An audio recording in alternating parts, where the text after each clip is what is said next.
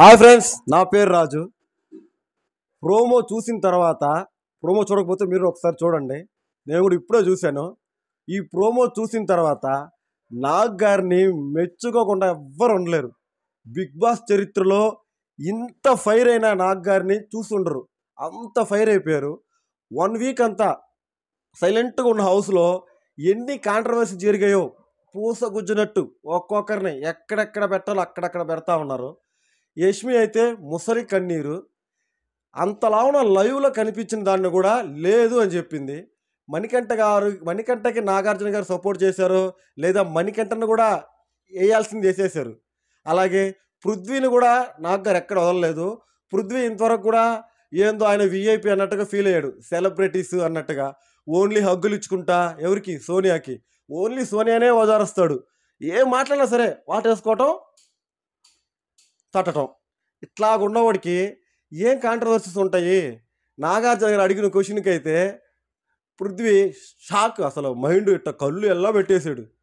అసలు బా బా బా బా బా నిజంగానే లాస్ట్ టైం చూసాం కదా మనం నాగార్జున గారిని. ఫస్ట్ టైం హౌస్లోకి వచ్చారు. కంటెస్టెంట్ల తప్పులేంటి ఒప్పులేంటి అని రివ్యూ ఇచ్చారు కదా. ఈసారి రివ్యూకి నాగార్జున గారి ఇచ్చిన ట్విస్ట్ మామూలుగా అయితే లేదబ్బా.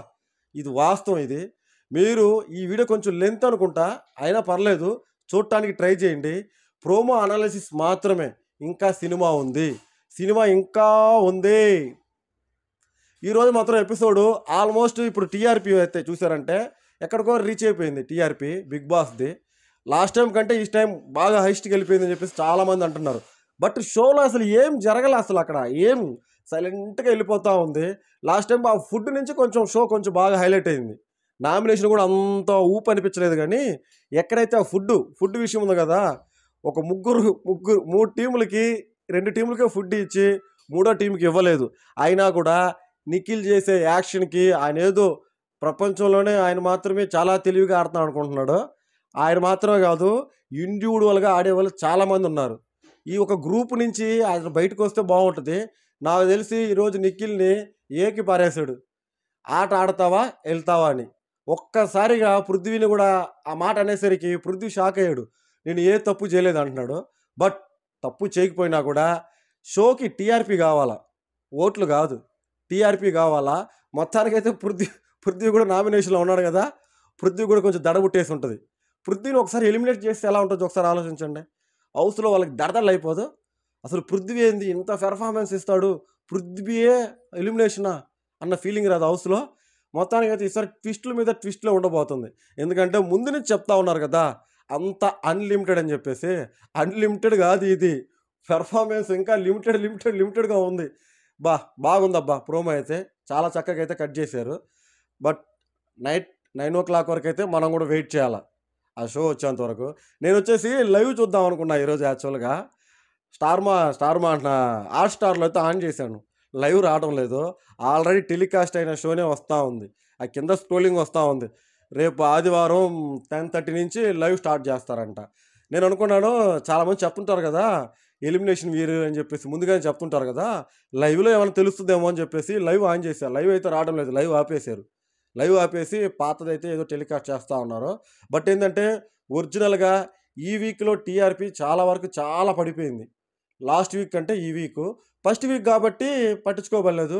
సెకండ్ వీక్ కూడా ఇంకా దిగజారితే నాగార్జున గారు ఇప్పుడు కూడా సైలెంట్గా ఉన్నాడంటే అస్సలు బాగోదు. పృథ్వీని అడిగిన విధానం, యష్మిని అడిగిన విధానం, పోతే సోనియాని నాగ్ గారు ఎలా డిఫరెంట్గా అతన్ని హ్యాండిల్ చేస్తాడో చూడాలా. సోనియాని, నిఖిల్ని, మణికంఠని హ్యాండిల్ చేయడం అంత విషయమేం కాదు. సోనియాని హ్యాండిల్ చేయడమే చాలా పెద్ద టాస్క్ అనమాట నాగార్జున గారికి. బట్ నాగార్జున గారికి ఎంత పెద్ద టాస్క్ అయినా సరే అట్లాగే ఇచ్చి పడేస్తాడు. ఆ ఇచ్చి పడేసేదో కొంచెం వైరల్గా ఇస్తున్నట్టున్నాడు, గన్నులు తీసుకొని. మరి ఆ గన్ను పెట్టడం నాకు బాగా అనిపించింది. పేల్చేస్తాను రా అన్నాడు చూసా, చాలా బాగా అనిపించింది. చూద్దాం, ప్రోమో వచ్చింది కదా ఇప్పుడే కదా. నెక్స్ట్ 9:30 వరకు వెయిట్ చేద్దాం మనం కూడా. ఓకే ఫ్రెండ్స్, నా వీడియో నచ్చింది అనుకుంటా.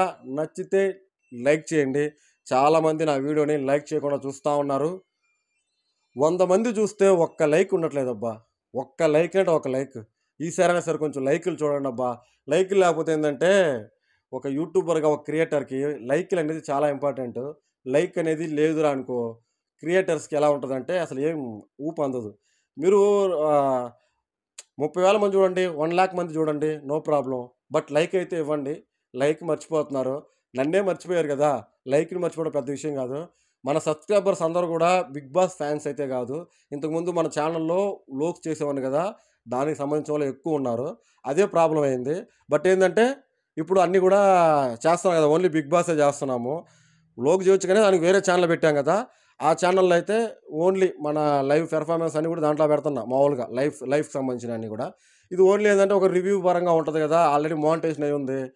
ఆహ్, 'బిగ్ బాస్' ఎందుకు 'బిగ్ బాస్' చెప్పడం ఎందుకు చెప్తున్నానంటే నేను, దీన్ని 100 మంది చూసినా కూడా ఒక రూ. 20 వస్తుంది. లైవ్ అదైతే వ్లోగ్ పెట్టాననుకోండి, 1,00,000 మంది చూసినా కూడా ఒక రూ. 1000 కూడా రావటంలా. 100 మందికి రూ. 20 అంటే దీన్ని గాని పొరపాటున గాని 1,00,000 మంది చూసేసారనుకోండి, ఓహ్! యమ్మ యాడికో ఎళ్ళిపోద్ది నాది. నా డబ్బులు ఎంత రావాలో అంత వచ్చేస్తది. మొత్తానికైతే వాయిస్ ఎలా వస్తుందో కొంచెం చెక్ చేసుకోండి. వాయిస్ చాలామంది అంటా ఉన్నారు, "బాయ్యా బానే చెప్తావు గానీ వాయిసు సరిగ్గా రావడం లేదు. ఒకసారి చెక్ జేసుకోండి." నేను బోయేనా తీసుకున్నా. ఇది బోయేనే గదా! బోయేనే తీసుకునింది. ఇన్ని రోజులు వాడలా. ఇప్పుడు వాడతా ఉన్నాను. చూస్తే మీకే అర్థమైపోద్ది. Anyway friends, thank you.